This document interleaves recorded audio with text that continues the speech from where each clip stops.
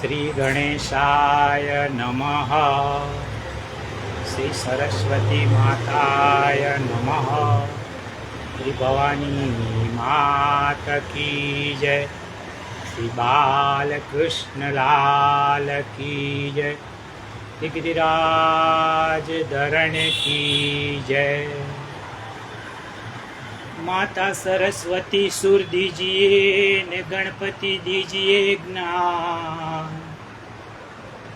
श्री जी बाबा सन्मुख रहिए ने फतेह कीजिए हमारा काम. हे दूंदाणो दुख भंजनो ने सदाय बाळवे. एवा पंचदेव मળી रक्षा करो. एवा गौरी पुत्र श्री गणेश. ए गौरी तारा पुत्र ने मधुरा समरे मोर. ए दिवसे समरे हाटवाणियो अने राते समरे चोर. श्री बालकृष्ण लाल की जय. श्री गिरिराज धरण की जय. श्री भागवत भगवान की जय. करारविंदे न पदारविंदे न मुखारविंदे न विवेशयन्तं वत्स्य पत्रस्य ऊचे शयानं बालमुकुन्दं मनसा स्मरामि.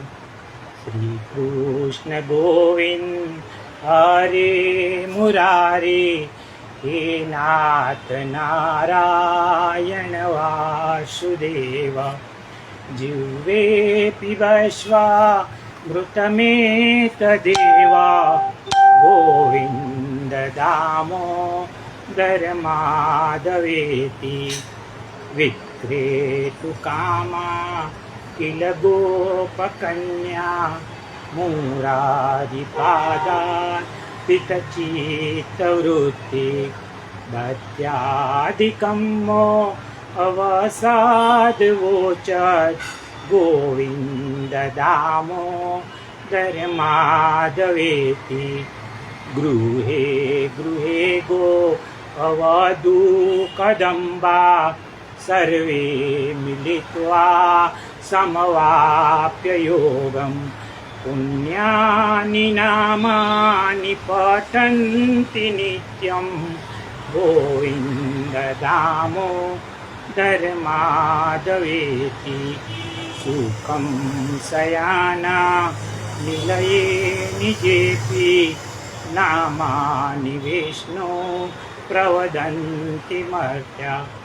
ते निश्चितं तन्मयतां व्रजन्ति. गोविन्द दामोदर माधवेति. जिह्वे सदैवं भज सुन्दराणि. नामानि कृष्णस्य मनोहराणि. समस्तभक्तार्तिविनाशनानि. गोविन्द दामोदर माधवेति. सुखावसाने इदमेव सारं.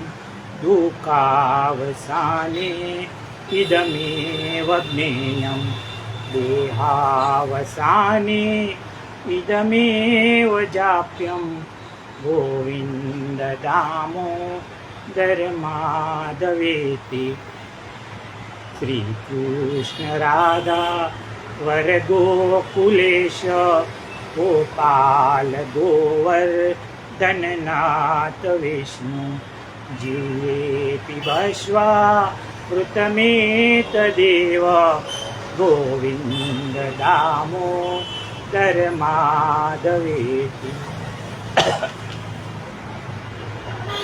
श्री कृष्णाय नमः.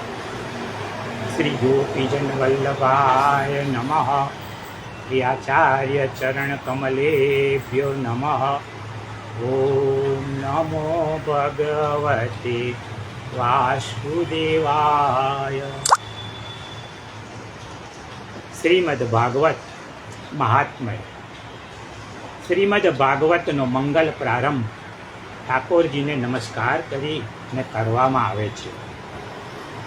ભાગવત શરૂ થાય ને એ પહેલાં 6 અધ્યાયમાં ભાગવતનું મહાત્મય આવે છે.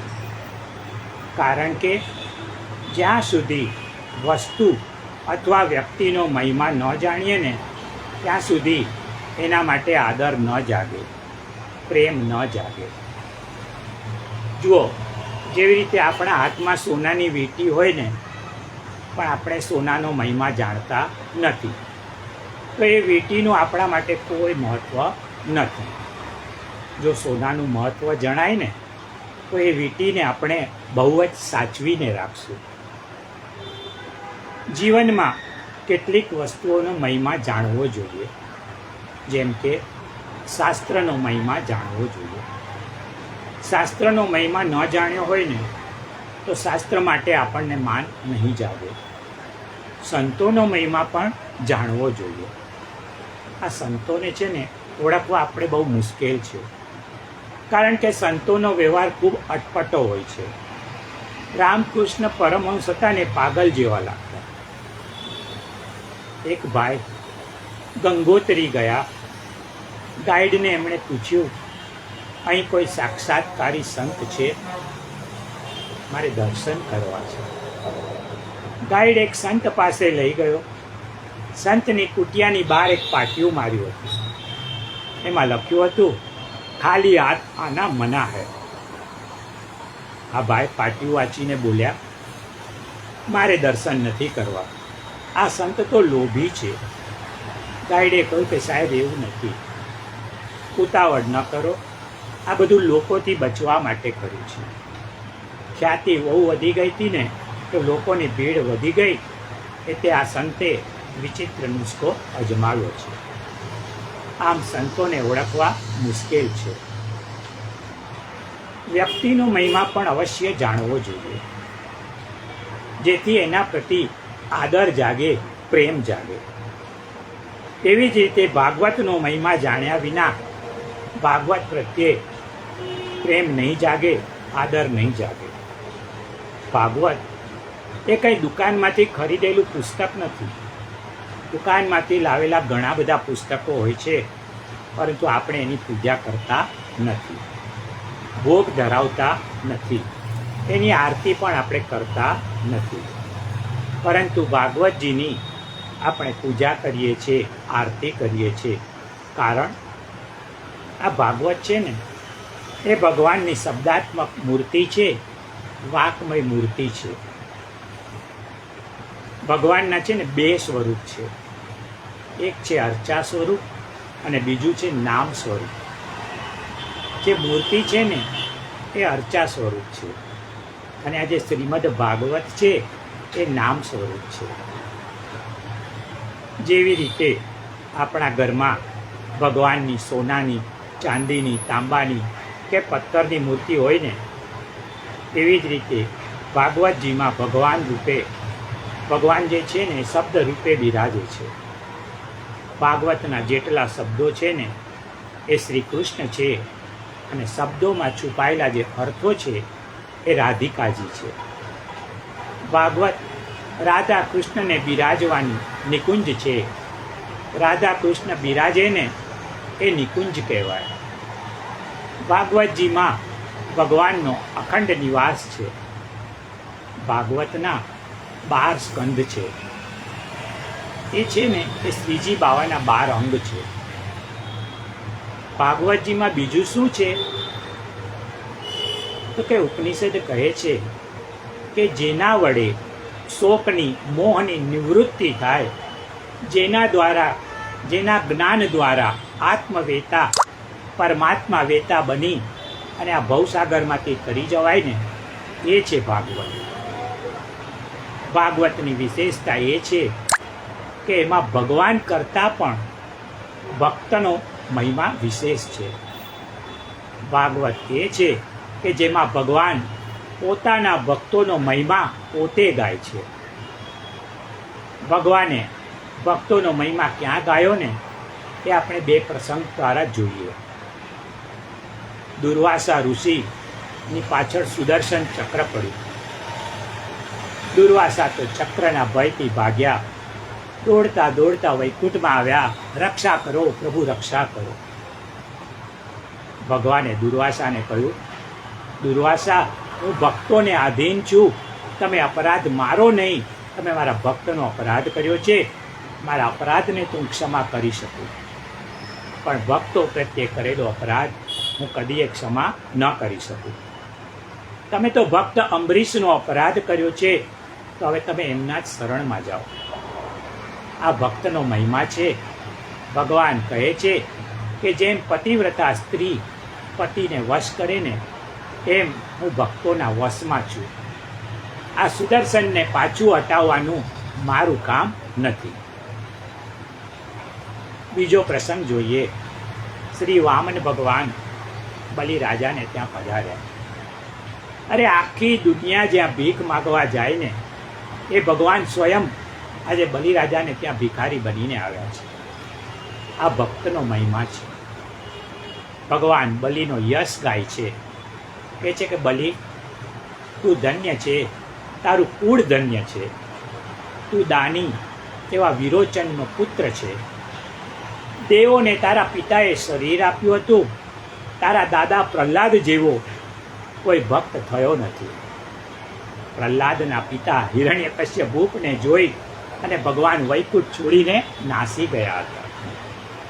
આ રીતે તું બળવાન, ભક્ત અને દાની કુળમાં જન્મ્યો છે.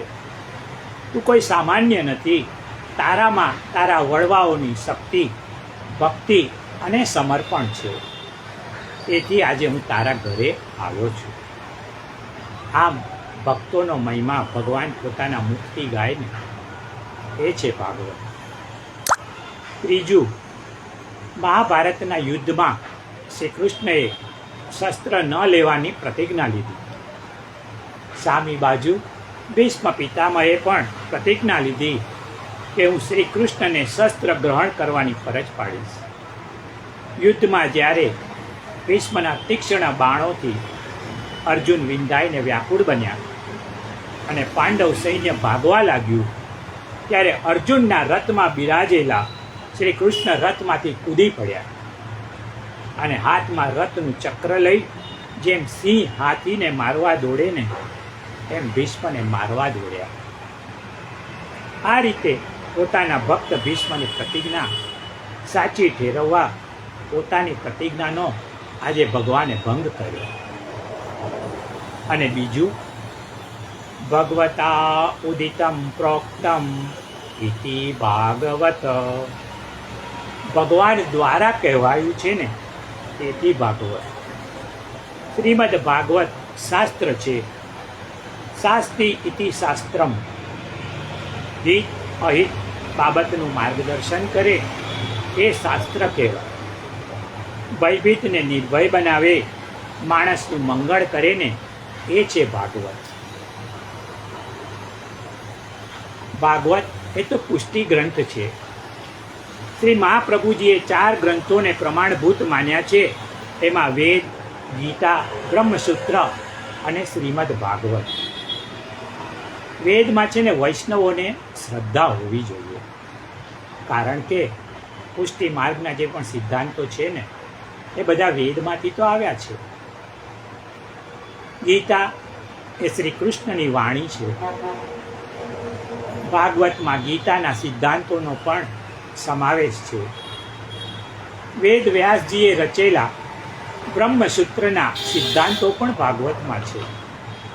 આથી ભાગવત એ સ્વયં અમૃત ગ્રંથ છે. એમાં ભક્તોનો વિશેષ મહિમા છે. ગાય અને ગોવાળિયાઓ આગળ અને શ્રી કૃષ્ણ પાછળ, ભક્ત આગળ અને ભગવાન પાછળ. કારણ ભગવાન કહે છે કે ભક્તોની ચરણરજ મારા ઉપર પડે ને તો હું પાવન થઈ જાઉં. આ ભક્તોનો મહિમા છે. શ્રીમદ ભાગવત 18 પુરાણોમાં શ્રેષ્ઠ છે. ઘણા કહે છે અરે ભાગવત તો એક પુરાણ છે, એમાં વળી શું સાંભળવાનું? પુરાણ કોને કહેવાય? પુરાતનમ અપી નવમ ઇતિ પુરાણમ. જે જૂનું છે છતાં પણ નવા જમાના માટે ઉપયોગી છે એનું નામ છે પુરાણ. ભાગવત પુરાણ છે, એની ઘટનાઓ બધી ભલે જૂની છે છતાં આજે પણ એ ખૂબ ઉપયોગી છે. આ ભાગવતનો મહિમા છે. શ્રીમદ ભાગવતના પ્રારંભે ભગવાન શ્રી કૃષ્ણ અને પરમ ભાગવત શ્રી સુખદેવજીને આપણે નમસ્કાર કરીએ. નમસ્કાર એટલે શું? વંદન, પ્રણામ અને નમસ્કાર, આ ત્રણેયમાં પ્રતિજ્ઞા છે. પ્રભુ, હું આપને વંદન કરું છું, આજથી હું આપને વફાદાર રહીશ, હું બેવફાઈ નહીં કરું. પ્રણામ, હું પ્રમાણિક રહીશ, અપ્રમાણિક નહીં બનું. અને નમસ્કાર, હું નમક હરામ નહીં બનું. આવી ત્રણ પ્રતિજ્ઞાઓ નમસ્કારમાં છે. વંદન છે ને હૃદયના ભાવથી કરો. આપણે ભાવથી નહીં પરંતુ ભયથી નમસ્કાર કરીએ છીએ. જુઓ, પોલીસને નમસ્કાર કોઈ ભાવથી નથી કરતું, ભયથી જ કરે છે. ભગવાનને ભાવથી વંદન કરો, કર્તવ્ય સમજીને કરો, કારણ કે ભગવાનનું ઋણ ચૂકવવું કદાપી શક્ય નથી. તેથી આપણે એને વંદન કરીએ છીએ. કયા ઉપકારો છે હવે ભગવાનના? સૌથી પ્રથમ ઉપકાર તો એ છે કે આપણને મનુષ્ય જન્મ આપ્યો. મનુષ્ય જન્મને બિરદાવતા શ્રી તુલસીદાસજી કહે છે, બડે ભાગ માનુષ તનુ પાવા. કારણ કે મનુષ્યમાં 4 વિશેષતાઓ છે. મનુષ્ય કર્મ કરવામાં સ્વતંત્ર છે. કર્મ દ્વારા મનુષ્ય નરમાંથી નારાયણ બની શકે છે અને નરાધમ પણ બની શકે છે. મનુષ્યમાં વિવેક શક્તિ છે. વિવેક દ્વારા એ સત્ય, અસત્ય, નિત્ય, અનિત્યના ભેદ સમજી શકે છે. પશુ વિવેકહીન છે. ત્રીજું, પ્રકૃતિ પર વિજય. માણસ પ્રકૃતિને નાથી શકે છે. મનુષ્યએ આકાશ માટે વિમાન, સમુદ્ર માટે સ્ટીમર બનાવી. તે પ્રકૃતિ પરનો વિજય છે. સ્વભાવ. પશુઓ પોતાનો સ્વભાવ બદલી ન શકે, પરંતુ માનવ આ વસ્તુ કરી શકે. વાલિયો લૂંટારો ખતરનાક હતો. એ નારદજીના સત્સંગથી વાલ્મીકી ઋષિ બન્યા અને રામાયણ લખ્યું. આમ માનવ છે ને મહામાનવ બની શકે. પરમાત્માને પ્રાપ્ત કરવાની શક્તિ માણસમાં છે. એ આત્મ સાક્ષાત્કાર કરી શકે છે. અરે મનુષ્ય જન્મ તો ખૂબ જ કિંમતી હીરો છે, એનો સદુપયોગ કરવો ઘટે. જે સાચા ઇન્સાન ન બન્યા ને એમણે તો હાથમાં આવેલો હીરો ખોઈ નાખ્યો, અમૃત ઢોળી નાખ્યું. મનુષ્ય જન્મ એ તો પરમાત્માની અસીમ કૃપા છે. દુનિયામાં કુસંગનો તોટો નથી. સત્સંગ તો દુર્લભ છે. સત્સંગ વ્યર્થ જાય નહીં. વંદનમાં હાથ અને મસ્તકનો ઉપયોગ થાય છે. તેમાં એવી પ્રતિજ્ઞા છે કે હું આ હાથથી ખોટા કામ નહીં કરું અને ખોટા વિચારો, ખોટા નિર્ણયો મારી બુદ્ધિથી નહીં કરું. આ નમસ્કાર વંદનનો ભાવ છે. પરિચય વિના પ્રેમ જાગતો નથી અને પ્રેમ વિનાના પ્રણામ અધૂરા છે. તેથી ભાગવતની શરૂઆતમાં ભગવાન વેદવ્યાસજી પ્રથમ શ્લોકમાં શ્રી કૃષ્ણ પ્રભુનો પરિચય આપે છે. સચ્ચિદાનંદ રૂપાય વિશ્વોત્પત્યાદિ હેતવે તાપત્રય વિનાશાય શ્રી કૃષ્ણાય વયમ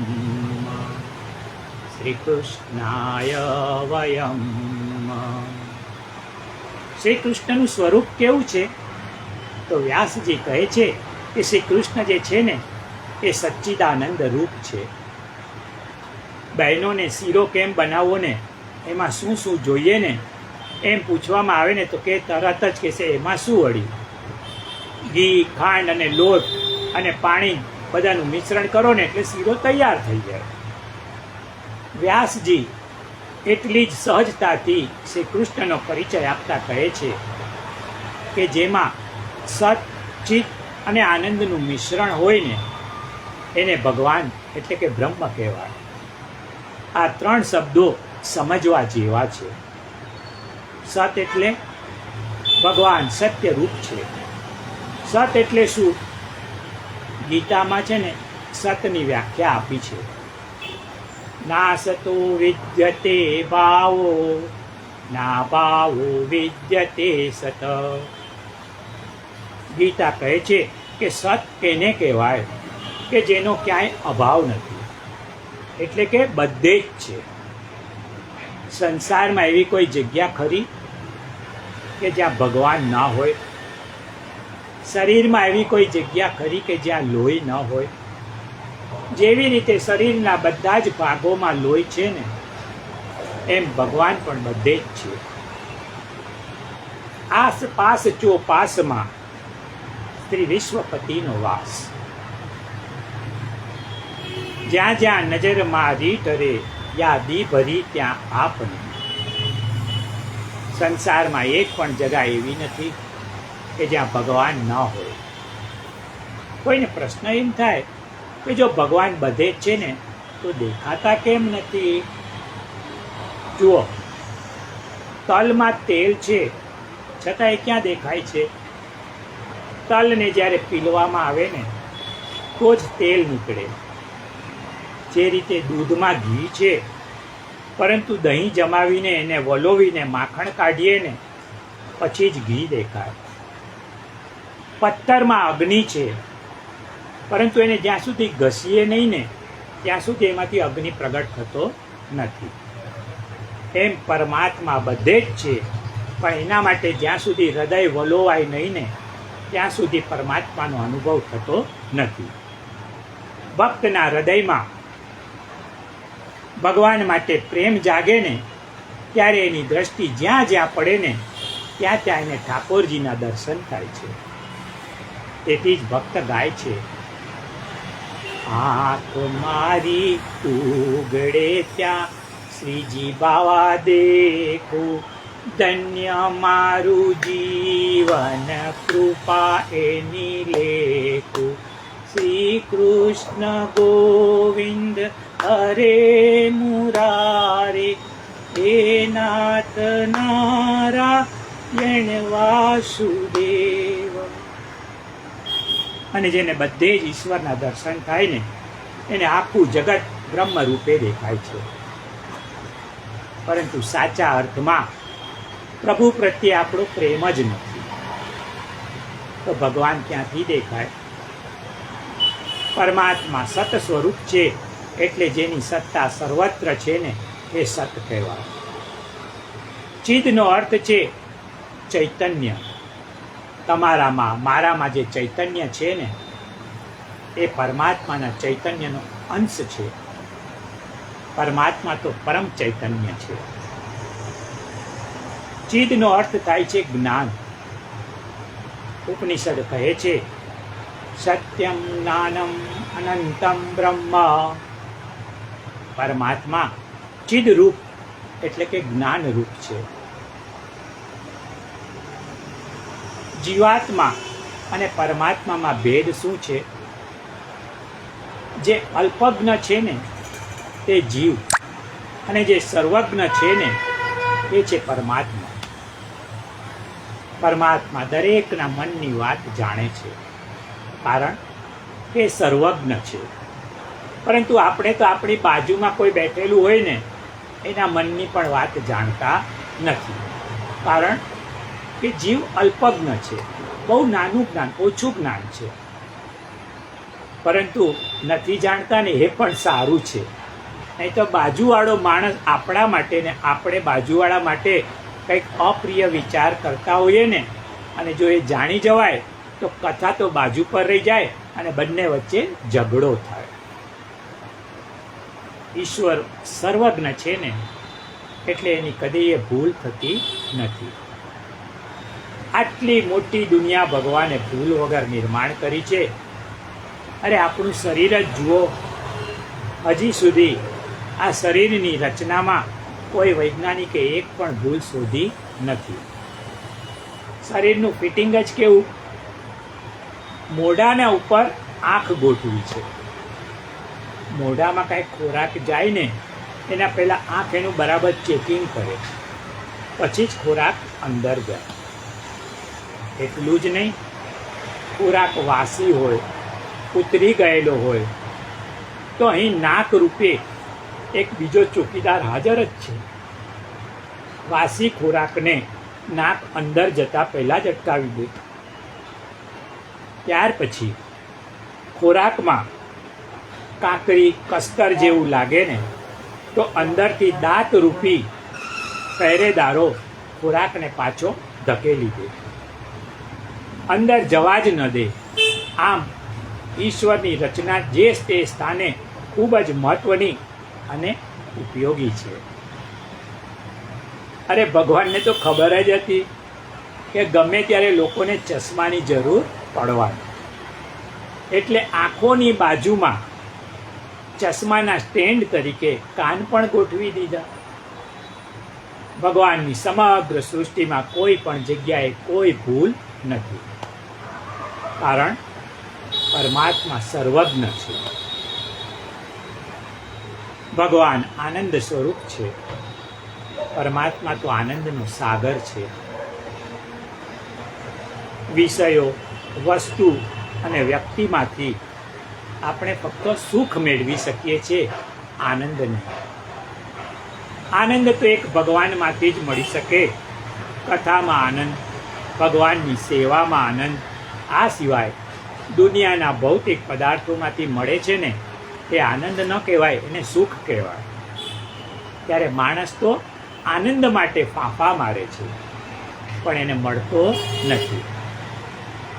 જુઓ, શ્રીખંડ ખાવ ને ત્યાં સુધી આનંદનો અનુભવ થાય, પણ ખાધા પછી આનંદ રહેતો નથી. અને જો ભૂલે ચૂકે જોડો વધારે ખવાઈ ગયો ને તો એ દુઃખી કરી નાખે. આનંદ માટે ઠાકોરજીની સન્મુખ થવું જોઈએ. આપણે વિમુખ છીએ ને તેથી દુઃખ, અશાંતિ, ક્લેશ અને સંતાપ છે.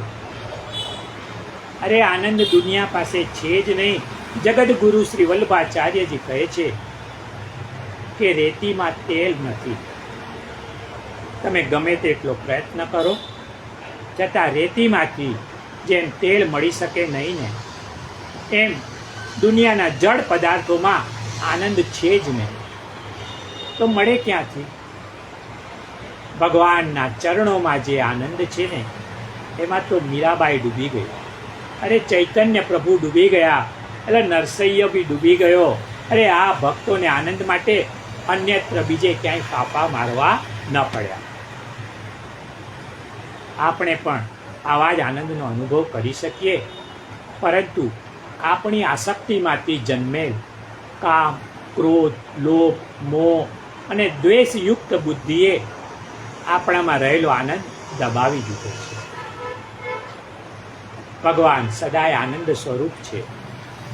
શ્રી રામનો રાજ્યાભિષેક કરવાનું નક્કી થયું ને ત્યારે, અને તાપસ એટલે કે સાધુ વેશમાં એમને 14 વર્ષનો વનવાસ આપ્યો ને ત્યારે બંને સ્થિતિમાં તેઓ પ્રસન્ન વદન. એમના મુખ ઉપર ઉદાસીનતા હોઈ શકે જ નહીં, કારણ કે સદા આનંદ સ્વરૂપ છે. શ્રીમદ વલ્લભાચાર્ય મહાપ્રભુજી આનંદનું સરનામું આપે છે.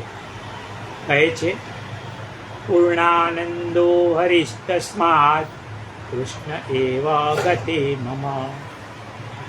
આ આનંદનું સરનામું છે. ભગવાનના ચરણારવિંદમાં આનંદ છે. શ્રી કૃષ્ણ પૂર્ણાનંદ છે, આનંદનો સાગર છે. ગોપીજનોને પરમાત્માના પૂર્ણાનંદની અનુભૂતિ થઈ છે. નિરાકાર ભગવાન ભક્તોને આનંદનું દાન કરવા સાકાર બને છે. ભગવાન સાકાર છે કે નિરાકાર, આ બાબતમાં શાસ્ત્રોનો વિવાદ છે, પરંતુ તુલસીદાસજીએ વેદાંતની અટપટી ગૂંચોને ઉકેલી નાખી છે.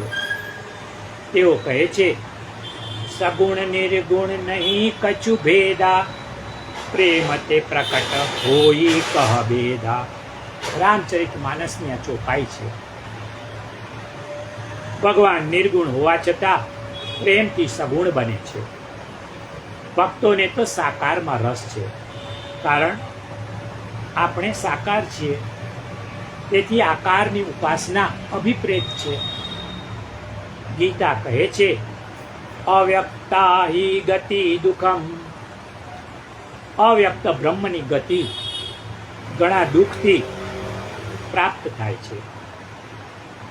કેવટને ભગવાન શ્રી રામના પગ ધોવામાં જે આનંદ આવ્યો ને, એ નિરાકારમાં મળવો શક્ય નથી. ભગવાન કામ શું કરે છે? એમનું કામ શું છે? તો વ્યાસજી કહે છે કે ભગવાનને ઘણું કામ છે.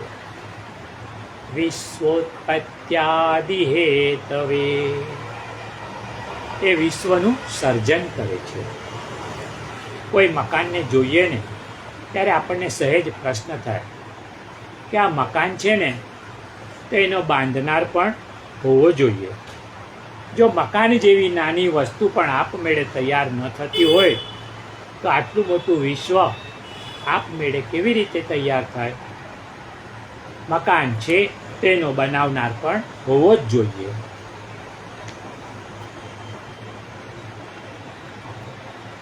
એમ દુનિયા છે ને, તો એનો સર્જનહાર પણ છે જ. આપમેળે દુનિયા ન બની શકે.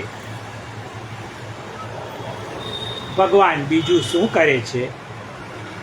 તો કે ભગવાન દુનિયાને બનાવે છે, એ દુનિયાને ચલાવે છે. જુઓ, રસ્તા પર કોઈ ગાડી ચલી જતી હોય ને, તો અંદર ડ્રાઈવર હોવો જ જોઈએ. ડ્રાઈવર વગર ગાડી ચાલે નહીં, તો ઈશ્વર વિના દુનિયા કઈ રીતે ચાલે? ભગવાન ત્રીજું કામ શું કરે છે? તો કે દુનિયાનો નાશ કરે છે. કોઈને પ્રશ્ન થાય કે જો દુનિયાનો વિનાશ જ કરવો હતો તો પેદા કેમ કરી? પ્રશ્ન બહુ સરસ છે. જુઓ, ભારતના રાષ્ટ્રપતિ જેમ ચૂંટણી કરાવે, ચૂંટાયેલા સભ્યોની કેબિનેટ બનાવે અને જરૂર જણાય ને ત્યારે એને વિખેરી પણ નાખે. ચૂંટાયેલા સભ્યોને ઘર ભેગા પણ કરી દે. એમ ઈશ્વરને જ્યારે લાગે ને કે દુનિયામાં ગડબડ વધી ગઈ છે, ત્યારે પાપ વધી ગયું છે, ત્યારે અને અધર્મ અશાંતિ વધ્યા છે, ત્યારે એ જ પરમાત્મા એનો નાશ પણ કરે છે. શ્રી વલ્લભાચાર્યજી કહે છે, સૃષ્ટિનો નાશ નથી થતો, પરંતુ પરમાત્મામાં એનો લય થાય છે. જેમ ખેડૂત અનાજ વાવે અને પાક લીધા પછી એને વાઢી નાખે છે, એમ પરમાત્મા સૃષ્ટિની રચના કરે અને એનું કાર્ય પૂરું થઈ જાય ને પછી દુનિયાનું વિસર્જન પણ કરે છે, જેને પ્રલય કહેવાય છે. ઈશ્વર માટે તો સર્જન પણ લીલા છે અને વિસર્જન પણ લીલા છે. એ પરમાત્મા 3 કામ કરે છે: રચના, પાલન અને લય. વ્યાસજી જે શ્રી કૃષ્ણને પ્રણામ કરે છે ને, એ શ્રી કૃષ્ણનો સ્વભાવ કેવો છે? ભગવાનનો સ્વભાવ જાણતા પહેલા એક વાત, સ્વભાવની વાત છે ને, ખાસ જાણી રાખવા જેવી છે. ખાસ કરીને જેની સાથે પીળા હાથ કરવાના હોય ને, એનો સ્વભાવ અવશ્ય જાણી લેવો જોઈએ. સ્વભાવ જાણ્યા વગર જો ઉતાવળમાં લગ્ન કર્યા ને, તો ક્યારેક છૂટાછેડાનો પ્રસંગ પણ આવીને ઊભો રહે. પછી પસ્તાવો થાય કે અરે રે પહેલાં જાણી લીધું હોત તો સારું થયું. જે પરમાત્મા સાથે બ્રહ્મ સંબંધ બાંધવો છે ને, એ પ્રભુનો સ્વભાવ પણ જાણી લેવો જોઈએ. કેવો છે એમનો સ્વભાવ? સ્વભાવ છે ને દરેકના અલગ અલગ હોય. હિમાલયનો સ્વભાવ દરેકને ઠંડક આપવાનો. અગ્નિનો સ્વભાવ બધાને ગરમી આપવાનો. વૃક્ષનો સ્વભાવ બધાને છાંયડો આપવાનો છે. એમ શ્રી કૃષ્ણનો સ્વભાવ બધાના દુઃખ દૂર કરવાનો છે. આપણો સ્વભાવ કેવો? તો કે બધાને દુઃખી કરવા. ભગવાનથી તદ્દન વિરુદ્ધ દિશા. ઘણા તો એવું કહે છે કે હું તો દુઃખી થયો, પણ તને દુઃખી ન કરું ને ત્યાં સુધી તું મને યાદ રાખજે. આવો સરસ છે આપણો સ્વભાવ. પુષ્ટિ માર્ગમાં 3 જણાના સ્વરૂપ અને સ્વભાવ સમાન છે. એક તો શ્રી મહાપ્રભુજી, બીજા શ્રી યમુનાજી અને ત્રીજા શ્રી ઠાકોરજી. શ્રીજી બાવાનો રંગ કેવો? તો કે શ્યામ. આચાર્ય શ્રી મહાપ્રભુજી કેવા છે? તો કે શ્યામ. અને શ્રી યમુનાજી એ પણ શ્યામ. બોલો શ્યામ સુંદર શ્રી અમને મહારાણી કી જય. જય જય યમુના મહારાણી માં, શ્યામ સુંદર ના પટરાણી. તુજ દ્વારે હું આવ્યો માતા, શરણે મુજને લેતાણી. શ્યામ સુંદર વર સંગે રમતી, વૈષ્ણવજનને બહુઆલી. કૃપા કરો યમને મહારાણી, શ્યામ સુંદર વર દેનારી રે માં, શ્યામ સુંદર વર દેનારી. આ ત્રણેયના સ્વરૂપ અને સ્વભાવ સરખા છે. એ મહાપ્રભુજીનો સ્વભાવ દુઃખને દૂર કરવાનો અને સુખ આપવાનો છે. શ્રી મહાપ્રભુજી આપણને બ્રહ્મ સંબંધ આપે છે ને, એમાં ઠાકોરજીના વિયોગનું દુઃખ દૂર કરી અને સંયોગનું સુખ આપે છે. ઠાકોરજીનો સ્વભાવ પણ દુઃખ દૂર કરીને સુખ આપવાનો છે. અને શ્રી યમુનાજીનો સ્વભાવ કેવો? દુઃખ હરની સુખ દેની શ્રી યમુને, જે જન પ્રાત ઉઠી નહાવે શ્રી યમુના મૈયા. श्री गोकुल के निकट बहत हो, लहरन की छवि आवे श्री यमुना मैया. वृंदावन की कूंज गलिन में, मोहन मुरली बजावे श्री यमुना मैया. तिहारो दरस मोहि भावे श्री यमुना मैया. श्री यमुनाजीનો સ્વભાવ પણ દુઃખ દૂર કરવાનો અને સુખ આપવાનો. આમ ઠાકોરજી, શ્રી મહાપ્રભુજી અને શ્રી યમુનાજી ત્રણેયનો સ્વભાવ અને સ્વરૂપ સમાન છે. પરમાત્મા કેવા છે? તો વ્યાસજી કહે છે, તાપત્રય વિનાશાય. જે ભગવાનની શરણમાં જાય છે ને, એના 3 પ્રકારના દુઃખ ભગવાન દૂર કરે છે. 3 પ્રકારના દુઃખ કયા છે? આદિ, વ્યાધિ અને ઉપાધિ. અણધાર્યું જે દુઃખ આવે ને, જેમ કે બીમારી, એ છે આદિ. કુદરતી કારણો એટલે કે ધરતીકંપ, અતિવૃષ્ટિ, દુષ્કાળ, એને વ્યાધિ કહેવાય. અને ઉપાધિ એટલે હાથે કરીને વહોરી લીધેલી મુસીબત, એ ઉપાધિ છે. કેટલાક લોકો કહેતા હોય છે કે હું લગ્ન કરીને પસ્તાયો, દુઃખી થઈ ગયો. જો ભાઈ, લગ્ન કાંઈ કોઈએ જબરજસ્તી નથી કરાવ્યા. નાના હતા ને ત્યારે માસ્ટરે પણ શીખવાડેલું, એકડે એક અને બગડે 2. એક મટીને 2 થયા ને એટલે વાત બગડી. છતાં ઉતાવળે મુહૂર્ત જોડાવીને નાળિયેર લઈને ઘોડે ચડી બેઠા. હવે આ હાથે કરીને વહોરેલી ઉપાધિનો શું ઉપાય? પરંતુ ભગવાન સમર્થ છે. આ 3 પ્રકારના દુઃખોનો ભગવાન વિનાશ કરે છે. નાશ અને વિનાશમાં ભેદ છે. સંસ્કૃત ભાષા છે ને ખૂબ સુંદર છે. આમાં આવા નાના નાના શબ્દોના ખૂબ સરસ અર્થ છે. નાશની આગળ વી ઉપસર્ગ લાગ્યો એટલે શબ્દ થયો વિનાશ. નાશ કરવો ને એટલે દુઃખને કામ ચલાવ દૂર કરવું. પરંતુ દુઃખને હંમેશના માટે દૂર કરી દેવું ને એટલે એ દુઃખનો વિનાશ કહેવાય. ભગવાન જે દુઃખનો નાશ કરે ને એ જીવનમાં બીજી વાર આવે જ નહીં. નાશ અને વિનાશનો બીજો અર્થ પણ છે. સાધન દ્વારા જે દુઃખને દૂર કરવામાં આવે ને એને કહેવાય નાશ. અને સાધન વિના ભગવાનની કૃપા દ્વારા દુઃખ દૂર કરવામાં આવે ને એને કહેવાય વિનાશ. ડૉક્ટર તાવ ઉતારે છે પણ ગોળીઓ અથવા ઇન્જેક્શન જેવા સાધનથી, એટલે તાવ જિંદગીમાં ફરી આવશે જ નહીં એવું નથી. પરંતુ ભગવાન વ્યાધિને સાધન વગર દૂર કરી શકે છે. એટલે સાધનથી દૂર થાય ને એ દુઃખનો નાશ થયો, અને કૃપા દ્વારા દૂર થાય એ દુઃખનો વિનાશ થયો કહેવાય. શ્રી કૃષ્ણાય વયમ નુમઃ. શ્રી કૃષ્ણાય એટલે શું?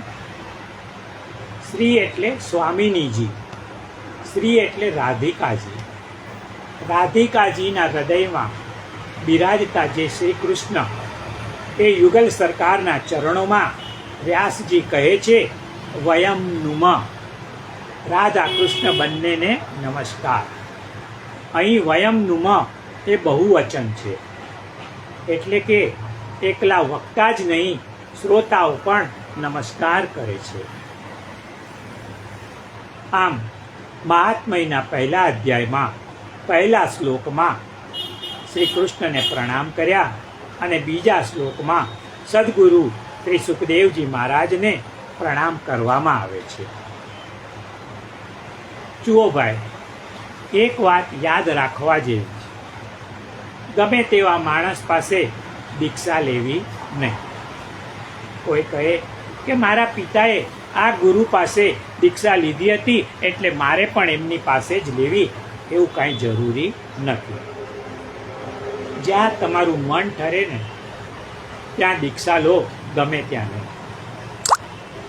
દીક્ષા જેની પાસેથી લેવાની છે ને એની સાથે થોડો સમય રહો, એની સાથે ફરો તો એની અસલિયતનો ખ્યાલ આવશે કે કેટલા પાણીમાં છે. દીક્ષા લેવી એ મહત્વની બાબત છે, ગમે તેની પાસે ન લેવાની. એકવાર દીક્ષા લઈ લીધા પછી મરતા સુધી એ તમારો ગુરુ. દીક્ષા લીધા પછી એમાં 1000 દુર્ગુણ દેખાય ને તો પણ એને છોડવાનો નથી. ગુરુ પ્રત્યે દુર્ભાવ ન લાવવો એ ગુરુ નિષ્ઠા છે. ગુરુ ક્યારેક ક્રોધ કરે ને તેમાં નૃસિંહ ભગવાનનો અવતાર છે એમ માને. નૃસિંહ ભગવાન ખૂબ ગુસ્સાવાળા હતા, પણ ગુરુ પ્રત્યે કદાપી દુર્ભાવ ન લાવો.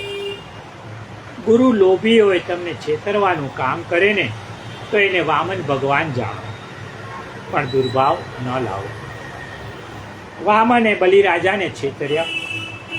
3 ડગલા પૃથ્વી વામન રૂપે માગી અને માપતી વખતે પોતે વિરાટ થઈ ગયા. આવા ગુરુને વામન માનીને વંદન કરો. ગુરુ ગાદી પર બેસીને જ્ઞાન આપતા હોય ને ત્યારે ગુરુને સૂર્ય માનીને વંદન કરો. જેમ સૂર્ય દુનિયાને પ્રકાશ આપે છે એમ ગુરુ જ્ઞાન પ્રકાશ દ્વારા અજ્ઞાન રૂપી અંધકારનો નાશ કરે છે. ગુરુ વિલાસી બને તો એને શ્રી કૃષ્ણ માનો. આવી ગુરુનિષ્ઠા હોવી જોઈએ. એટલે જ વૈષ્ણવો કહે છે પ્રીત બધી શ્રી વલ્લભ પદસો ઓર ન મન મેં ભાવે હો. આધ્યાત્મિક માર્ગમાં ગુરુ કૃપા વગર માણસ આગળ ન વધી શકે. પણ ગુરુ કોણ? સંસ્કૃતમાં 2 શબ્દ છે, ગુરુ અને લઘુ. લઘુ એટલે હલકો અને ગુરુ એટલે ભારે. ગુરુ જ્ઞાન વૈરાગ્યથી ભારે હોય ને તો વાસનાનો વંટોળિયો એને ઉડાડી ન નાખે. સામાન્ય વિષયનું મોજું જેને ચંચળ કરી નાખે ને એ ગુરુ એટલે કે મહાન નથી પણ લઘુ છે, સામાન્ય છે. ગુરુની પણ બહુ મોટી જવાબદારી છે. નિષ્ઠાવાન શિષ્ય કહે છે, હે ગુરુદેવ મને સહારો તમારો, ચાહે ડૂબાડો કે ચાહે ઉગારો, બાળક તારો ગુનાથી ભરેલો, જૂઠો પ્રપંચીને પાખંડી પૂરો, નિર્લજ છું છતાં બાળક તમારો, નથી કોઈ કીધા મેં પુણ્ય કામો, નથી દીધો કોઈ દુખિયાને વિસામો, આવ્યો શરણમાં ભિખારી તમારો, ચાહે ડૂબાડો કે ચાહે ઉગારો, અવગુણ મારા દિલમાં ન ભરશો, ચોરું કચોરું થાય તો નિભાવી લેજો, અરજ કરે છે આ સેવક તમારો, હે ગુરુદેવ મને સહારો તમારો. આમ વ્યાસજીએ બીજા શ્લોકમાં સદગુરુ શ્રી સુખદેવજીને નમસ્કાર કર્યો. એકવાર એવું બન્યું કે નારદજી ફરતા ફરતા કૈલાસ પર્વત પર આવ્યા અને નારદજી આવે ને એટલે કાંઈક તો નવા જૂની થાય જ. નારદજી કૈલાસ પર્વત પર શ્રી મહાદેવજીને ત્યાં પધાર્યા. ઘરમાં ભોળાનાથ તો હતા નહીં. નારદજીને થયું કે શિવજી નથી ને એટલે શિવ પાર્વતી વચ્ચે કંઈક સળગાવવા માટેની અનુકૂળતા છે. પાર્વતીજી એકલા હતા. નારદે કહ્યું કે બા, મારે તમને એક પ્રશ્ન પૂછવો છે. કયો પ્રશ્ન? પ્રશ્ન એ છે ને કે બા, આ મહાદેવજીના ગળામાં જે ખોપડીઓ છે ને એ બધી કોની ખોપડીઓ છે એ તમે જાણો છો? પાર્વતીએ કહ્યું કે ના. જુઓ બા, મહાદેવજીના ગળામાં જે ખોપડીઓની માળા છે ને એ બધી ખોપડીઓ તમારી જ છે. પાર્વતીએ કહ્યું, આ તમે શું કહો છો? હા હા, તમારી જ છે. પણ બા, મારે એ જાણવું છે કે તમારી આટલી બધી ખોપડીઓ પણ મહાદેવની એક પણ કેમ દેખાતી નથી? બા, ભોળાનાથનો તમારા માટે આટલો પ્રેમ છે કે તમે જેટલા જન્મમાં શંકરના પત્ની થયા ને એટલા જન્મમાં તમારું મૃત્યુ થયું. ત્યારે તમારું શરીર ચિતામાં બળે ને ત્યારે ભોળાનાથ શરીર બળી ગયા પછી તમારી ખોપરી લઈને એમની માળામાં પરોવી દે છે. મહાદેવજીના ગળામાં જેટલી ખોપડીઓ છે ને એટલા તમારા જન્મ થયા અને એટલી વાર તમારું મૃત્યુ થયું, પણ મહાદેવજીનું મૃત્યુ કેમ નહીં? મહાદેવની કોઈ ખોપડી કેમ નથી? પાર્વતીજીએ કહ્યું કે નારદ, તમે તો આજે મારી આંખ ઉગાડી નાખી. આજ સુધી મને આવો વિચાર કેમ ના આવ્યો? સારું થયું તમે મને કહ્યું. નારદે કહ્યું કે બા, હું એનું રહસ્ય જાણું છું. પાર્વતીએ કહ્યું કે શું રહસ્ય છે? કહો ને. નારદે કહ્યું કે બા, તમારું વારંવાર મૃત્યુ થાય અને ભોળાનાથનું મૃત્યુ થતું નથી. એનું કારણ એ છે કે ભોળાનાથ પાસે એક અમરકથા છે. કઈ અમરકથા? તો કે શ્રીમદ ભાગવતની અમરકથા. અને જેની પાસે ભાગવતની અમરકથા હોય ને એના જન્મ મૃત્યુ છૂટી જતા હોય છે. પણ બા, મારે તમારું ધ્યાન દોરવું છે કે તમે આટલા જન્મો સુધી મહાદેવજીના પત્ની થઈને આવ્યા, પણ આ ભોળાનાથ કેટલા કપટી છે કે પોતાની પાસે આવી સરસ અમરકથા છે એ તમને ક્યારેય આપી નહીં. જો આપી હોત તો તમે પણ વારંવાર આ જન્મ મૃત્યુના ચક્કરમાંથી ઉભરી ગયા હોત અને મહાદેવની માળામાં આટલી બધી ખોપડીઓ ભેગી ન થઈ હોય. એટલે મારું કહેવાનું એ છે કે તમે જેને ભોળાનાથ કહો છો ને એ ખરેખર તો કપટી છે. આવી સરસ અમરકથા પોતાની પત્નીને પણ ન આપી, તમારાથી આટલું બધું છુપાવ્યું અને તમે એની વાતોમાં ભૂળવાઈ ગયા. પાર્વતીએ કહ્યું કે નારદ, હવે હું બરાબર સમજી ગઈ છું. હવે મહાદેવને ઘરે આવવા દો, પછી એમની વાત. નારદે પાર્વતીને વાત બરાબર ગળે ઉતારી લીધા. પછી કહ્યું કે બા, જય શ્રી કૃષ્ણ, હું હવે જાઉં છું. પાર્વતીએ કહ્યું, કેમ, બેસો ને. નારદે કહ્યું કે ના, મને જવા દો, પણ બા, ભોળાનાથને હું આવ્યો હતો ને એ વાત કહેશો નહીં. અને નારદ કૈલાસથી વિદાય થઈ ગયા. પાર્વતીજી મોઢું ચડાવીને બેઠા છે. મહાદેવજી તપ કરીને ઘરે આવ્યા. પાર્વતીજી કાંઈ બોલતા નથી. ઘરમાં તો એકદમ કર્ફ્યુ જેવું વાતાવરણ. મહાદેવજી વિચાર કરે છે કે શું વાત છે, આજે પાર્વતી ભાંગ તો નથી પીવડાવતા, પણ પાણીનો પણ ભાવ પૂછતા નથી. મહાદેવજીએ કહ્યું કે પાર્વતીજી, પાણી તો આપો. પાર્વતી શું કહે છે? અરે ભોલા ભાંગ તુમ્હારી, નિત ઘોટત ઘોટત હારી, मेरे दोनों हाथ दुखाए, तेरी एक दिना की होए तो घोटू रोज न घोटी जाए, बोला भांग तुम्हारी. नाजुक तन को नाज से पाला, कैसे सहूं कसाले, भांग तुम्हारी घोटत घोटत हाथ में पड़ गए छाले छाले. तेरी रोज रोज की अकड़ ये बोला, हमसे सही न जाए, तेरी एक दिना की होय तो घोटू रोज न घोटी जाए, बोला भांग तिहारी. अलक पड़े सिलपट्टे तेरे, मैं पीहर को जाऊं, जब तू पीना भांग छोड़ दे, तभी मैं लौट के आऊं मैं आऊं. तेरी एक दिना की होए तो घोटू रोज न घोटी जाए, बोला भांग तुम्हारी. शिवजी जवाब आपे छे, भंग नहीं भगवती है ये शिव घट में बसने वाली, दुष्ट राक्षस को वध करने को बनी है ये महाकाली महाकाली महाकाली. इसको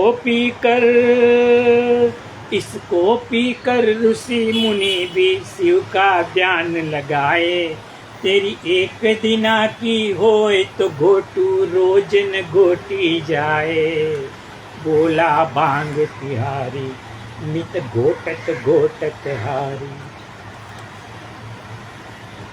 મહાદેવે કહ્યું, ભાંગ ન આપો તો પાણી તો આપો. પાર્વતીએ કહ્યું કે ભોળાનાથ, પહેલા મારા એક પ્રશ્નનો જવાબ આપો. મહાદેવ કહ્યું કે શું વાત છે દેવી? પાર્વતીજી કહે છે કે હું વારંવાર મૃત્યુ પામું અને આપ મૃત્યુંજય. મૃત્યુંજય મહાદેવ ત્રાહિ મામ શરણાગતમ, જન્મ મૃત્યુ જરા વ્યાધિ પીડિતમ કર્મ બંધને. તમે મૃત્યુંજય અને મારું વારંવાર મૃત્યુ થાય છે, આવું કેમ? પણ એનું કારણ પણ હું જાણું છું, ભલે તમે મારાથી છુપાવો.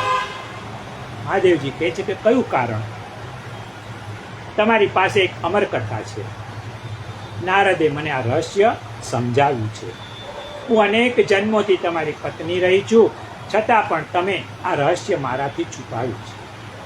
તમારી પાસેની અમરકથા મને ક્યારેય નથી કહી, તો તમને ભોળાનાથ કહેવા કે કપટીનાથ?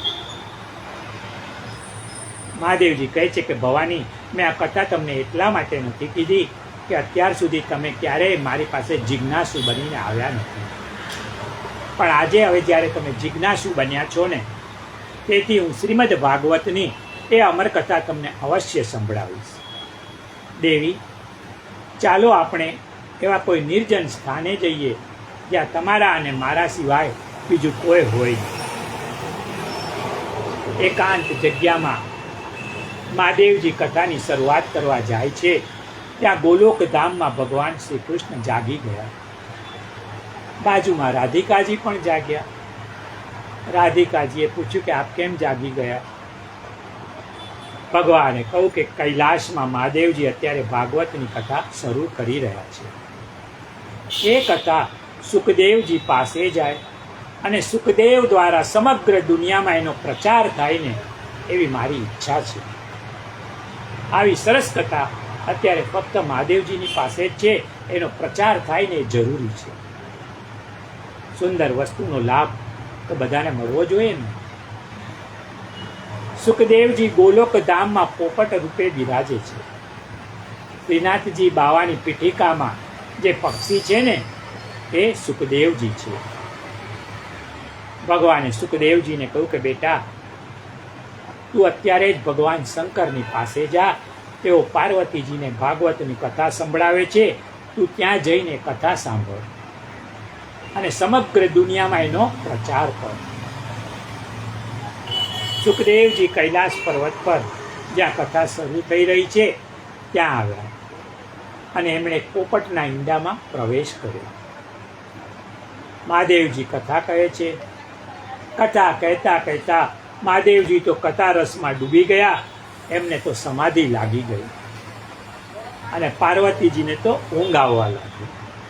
કારણ આ કથા છે ને શીતળતા આપનારી છે, મનને શાંતિ આપનારી આ કથા છે. અને મન શાંત હોય ને તો ઊંઘ આવે જ. ભગવાનની કથા સાંભળવાના બીજા ફાયદા તો મર્યા પછી દેખાય, પણ એમાં એક ફાયદો એવો છે કે જીવતા જીવ અનુભવાય. કથામાં બેઠા પછી સરસ મજાની ઊંઘ આવી જાય. આટલી મીઠી ઊંઘ ઘરમાં આવે નહીં.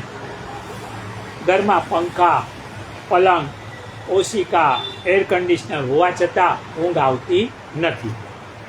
અને અહીંયા પાથરણાના પણ ઠેકાણા નથી. મીઠી ઊંઘ આવી જાય છે.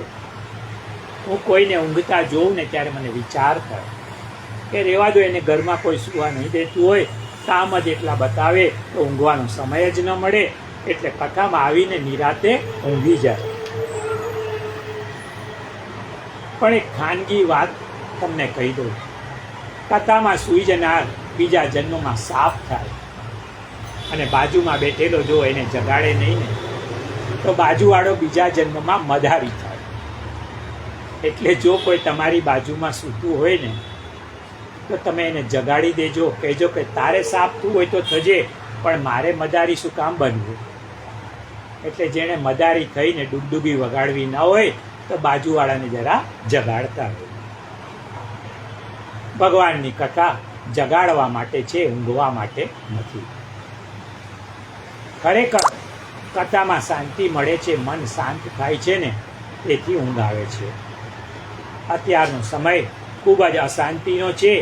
અત્યારે ઈરાન, અમેરિકા બધી કન્ટ્રીઓ લડી રહી છે અને બધે અશાંતિ ફેલાયેલી છે. આખા જગતમાં અશાંતિનો માહોલ છે. શાંતિ જોઈએ તો કથામાં જવું જોઈએ. ત્યાં મન હળવું ફૂલ થઈ જશે. પ્રભુની કથા કેવી છે તો ગોપીજનો કહે છે, કૌ કથામૃતમ તપ્ત જીવનમ કવિપીડિતમ કલ્મષાપહમ શ્રવણ મંડલમ શ્રીમદાતતમ ભુવિ ગુણંતિ તે પુરીદા જના. ગોપી ગીતમાં સરસ આપેલું છે. ગોપીજનો ગોપી ગીતમાં કહે છે કે તમારી કથા સંતપ્તને શીતળતા આપનારી, કર્માયેલાને ખીલવનારી, ગતાર્થને કૃતાર્થ કરનારી છે, પાપીને નિષ્પાપ, ભયભીતને નિર્ભય, કંકરને શંકર અને મામૂલીને મહાન કરનારી છે. તેથી હે કૃષ્ણ, તમે અમને નહીં મળો ને તો પણ અમે અમારી બાકીની જિંદગી તમારી કથાના આધારે પૂરી કરશું. ભગવાનની કથા સંસારના તાપથી તપેલાને શાંતિ આપે છે. ભાગવતજીની કથા મહાદેવજી અહીં પૂરી કરી અને મહાદેવજીએ જોયું તો પાર્વતીજી તો મજેથી ઊંઘતા હતા. મહાદેવજી વિચારમાં પડ્યા કે આ પાર્વતી ઊંઘે છે તો કથા કોણે સાંભળી? હવે એમાં થયું એવું કે મહાદેવજીએ પાર્વતીજીને પહેલાં જ કહ્યું હતું કે હું તો એટલો બધો લીન મગ્ન થઈ જઈશ ને કે હું તમારી સામે જોઈશ નહીં, પણ તમે છે ને હોકારો ભરતા રહેજો, હા સ્વામી, હા સ્વામી. પાર્વતીજીએ થોડા વખત તો ચલાવ્યું, પણ જેવી ઊંઘ આવી ગઈ તો સુખદેવજી જે પોપટના ઈંડામાં હતા એમણે હોકારો આપવાનું ચાલુ કર્યો, હા સ્વામી, હા સ્વામી. એટલે મહાદેવજીને કાંઈ ખબર પડી નહીં. મહાદેવજી જુએ છે કે પાર્વતીજી તો ઊંઘે છે, તો કે આ કથા હવે સાંભળી કોણે? હું કોણ કરતું હતું? હોકારો કોણ ભણતું હતું? એટલામાં તો ઈંડામાંથી સુખદેવજી પક્ષી રૂપે ફર કરતા ઉડ્યા. મહાદેવજીની દ્રષ્ટિ પડી. એમને થયું કે કોઈ અસુર પક્ષી બનીને આ કથા સાંભળી ગયો. એટલે પક્ષીની પાછળ ત્રિશૂળ લઈને દોડ્યા. પાર્વતીજીએ શંકરનો હાથ પકડ્યો, કહ્યું કે અરે આ તમે શું કરો છો? શંકરે કહ્યું કે પેલા પક્ષીને મારવા જાઓ છો. પાર્વતી કહે છે, ભોળાનાથ, તમે એને નહીં મારી શકો. એને તો તમારી અમર કથા સાંભળી લીધી છે, એનું મૃત્યુ નહીં થાય. તમારું ત્રિશૂળ એને મારી નહીં શકે. ગોવિંદની ઈચ્છા એવી હતી કે આ કથા શ્રી સુખદેવજી પાસે જાય અને સુખદેવજી આનો પ્રચાર કરે ને, એટલે આમ બન્યું છે. સુખદેવજી મહારાજ ત્યાંથી ઉડતા ઉડતા હિમાલયમાં વ્યાસજીના આશ્રમમાં પધાર્યા. વ્યાસજીના પત્ની અરણી દેવીને બગાસું આવ્યું ત્યારે સુખદેવજીએ પોપટનું શરીર છોડી અને અરણીના ગર્ભમાં પ્રવેશ કર્યો. સુખદેવજી 16 વર્ષ સુધી ગર્ભમાં રહ્યા. બહાર આવે જ નહીં. વ્યાસજીએ કહ્યું કે બેટા, તું બહાર કેમ આવતો નથી? સુખદેવજીએ ગર્ભમાંથી જ કહ્યું કે પિતાજી, મને બહાર આવવામાં ડર લાગે છે. શેનો ડર છે તને? પિતાજી, મને માયાનો ડર લાગે છે. હું બહાર આવું અને મને સંસારની માયા વળગે તો? લોકો બધા માયાની વાતો ખૂબ કરતા હોય છે, પણ તમે કોઈ દિવસ માયા જોઈ છે ખરી? કોઈ માયા નામના બેનને કદાચ જોયા હશે, પણ માયાને જોવી શક્ય નથી. કારણ કે એની કોઈ આકૃતિ નથી, દેખાય ક્યાંથી? માયાને જોવાનું શક્ય જ નથી. જે માયાની વાતો આપણે કરીએ છીએ ને, એનો અનુભવ આપણને ચોક્કસ થાય છે. કઈ રીતે? એનો જવાબ તુલસીદાસજીએ આપ્યો છે. મેં અરુ મોર તોર તે માયા, જે હી બસ કિન હજીવ નિકાયા. રામચરિત માનસમાં ચોપાઈ છે. હું અને મારું, તું અને તારું, એનું નામ છે માયા. મારું ઘર, મારો પરિવાર, મારી સંપત્તિ, આ મારું એ જ માયા. એ જ સંસારમાં જકડી રાખે છે. હું અને મારું છૂટી ગયું ને તો જીવતા જ મુક્તિ મળી જાય. એને મર્યા પછી શું મુક્તિ મેળવવાની? સુખદેવજી કહે છે કે પિતાજી, મને વચન આપો કે સંસારની માયા મને વળગે નહીં તો હું બહાર આવું. વ્યાસજીએ કહ્યું કે બેટા, એવું વચન તો હું તને કઈ રીતે આપી શકું? એ તો જે માયાપતિ છે ને, એ જ આપી શકે. સુખદેવજી કહે છે તો હું બહાર નહીં આવું. વ્યાસજી દ્વારિકા ગયા. ત્યાં જઈને દ્વારકાધીશ પ્રભુને વિનંતી કરી કે પ્રભુ, મારી પત્નીના ગર્ભમાં કોઈ યોગી પુરુષ આવ્યો છે. આજે 16 વર્ષ થયા પણ બહાર આવતો નથી. મેં બહાર આવવા માટે કહ્યું, પણ એ અંદરથી જ કહે છે કે મને માયા વળગે નહીં, એવું વચન આપો તો બહાર આવું. પ્રભુ, એ વચન તો હું કઈ રીતે આપું? માયા તો આપની છે હે દ્વારિકાધીશ. એ મારું એક કામ કરો, આપ એકવાર મારા આશ્રમમાં પધારી મારા પત્નીના ગર્ભમાં રહેલા બાળકને દર્શન આપો અને માયાથી મુક્ત કરવાની ખાતરી આપો તો એ બહાર આવવા તૈયાર છે. ભગવાને કહ્યું કે સારું, અને દ્વારિકાધીશે અરણીના ગર્ભમાં પ્રવેશ કર્યો અને સુખદેવજીને ગર્ભમાં દર્શન આપ્યા છે. ભગવાને કહ્યું કે બેટા, હું તને વચન આપું છું કે મારી માયા તને હેરાન નહીં કરે. ગર્ભમાં પ્રભુના દર્શન થતા અને માયા સામે રક્ષણની ખાતરી મળતા સુખદેવજી મહારાજનું પ્રાગટ્ય થયું છે. આકાશમાંથી દેવોએ વાજિંત્રા વગાડ્યા છે, જય જયકાર થયો છે. વ્યાસજીને આનંદ થયો. સુખદેવજી મહારાજ કી જય. સુખદેવજી મહારાજને વંદન કરીએ. સુખદેવજી જન્મતાની સાથે જ 16 વર્ષની કિશોર વયના હતા. દેખાવમાં તેજસ્વી, જાણે કે સાક્ષાત સૂર્યનારાયણ. પિતાને અતિ હર્ષ થયો. પુત્રને 16 વર્ષની ઉંમરનો જોતા વ્યાસજીને થયું કે લાવ હવે આને હું જનોય આપું. ગરડો બાપ બ્રાહ્મણોને બોલાવીને જનોયનો વિધિ શરૂ કરે છે. વ્યાસજીના હાથમાં જનોય છે. બ્રાહ્મણો મંત્રોચ્ચાર કરે છે. યજ્ઞોપવિતમ પરમમ પવિત્રમ પ્રજાતેયમ સહજમ પુરસ્તાત. બ્રાહ્મણોના કહેવાથી વ્યાસજી સુખદેવજીના ગળામાં જનોય પહેરાવવા જાય છે. ત્યાં જ સુખદેવજીએ વ્યાસજીના હાથમાંથી જનોય છૂટવી લીધી અને ઘર છોડીને ચાલવા લાગ્યા. જતા જતા સુખદેવજી કહે છે કે પિતાજી, તમે મને આપેલા વચનનો ભંગ કર્યો છે. તમે મને વચન આપ્યું હતું કે હું તને દુનિયાના બંધનમાં નહીં બાંધું. પિતાજી, આજે આપ યજ્ઞોપવિતમાં અને થોડા સમય પછી લગ્નના બંધનમાં મને બાંધશો અને આ પ્રમાણે સંસારના બંધન વધતા જાય અને હું માયામાં ફસાઈ જાઉં. ગાફેલ માણસ હંમેશા ફસાતો હોય છે, પણ જે સાવધાન છે ને એ સંસારમાં હોવા છતાં અલિપ્ત રહે છે. એ કોઈનાથી બંધાતો નથી. સુખદેવજી કહે છે કે પિતાજી, યજ્ઞોપવિત તે સંસ્કાર છે. સંસ્કાર કોને આપવા પડે? તો કે જેના જીવનમાં અશુદ્ધિ છે, જેના જીવનમાં વિકાર છે, એને શુદ્ધ કરવા સંસ્કાર આપવા પડે. પણ પિતાજી, મારા જીવનમાં કોઈ અશુદ્ધિ નથી, મારા મનમાં કોઈ વિકાર નથી, મારું જીવન અણિશુદ્ધ છે. મારે કોઈ સંસ્કારની જરૂર પડતી નથી.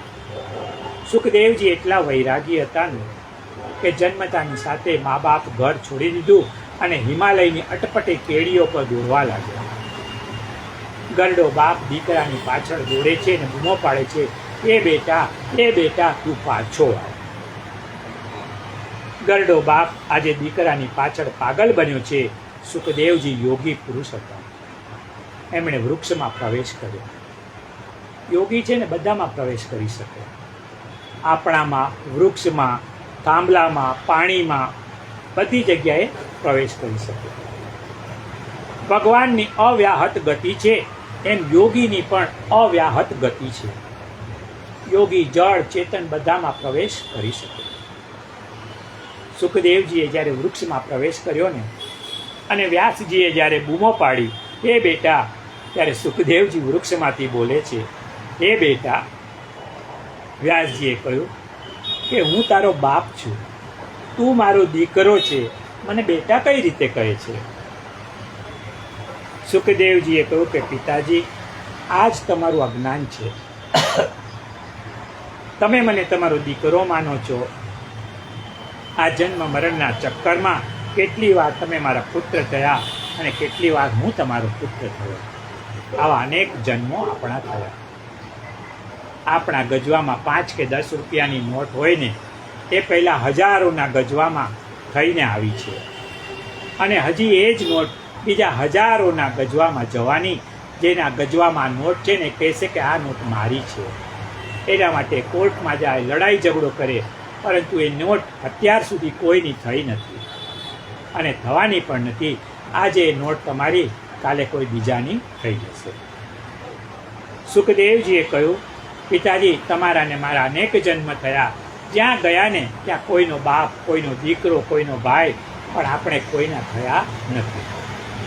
જન્મ મરણનું ચક્ર અનાદિકાળથી ચાલ્યું આવ્યું છે.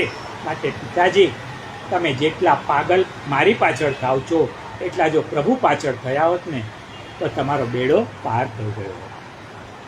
સંસારના સંબંધો વિચિત્ર છે. સંબંધના આધારે આસક્ત થવા જેવું નથી.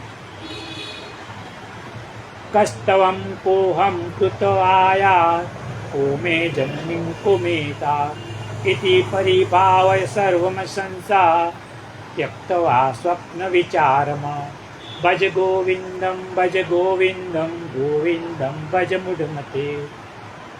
ગોવિંદનું ભજન કરો ને એ જ સાચું છે.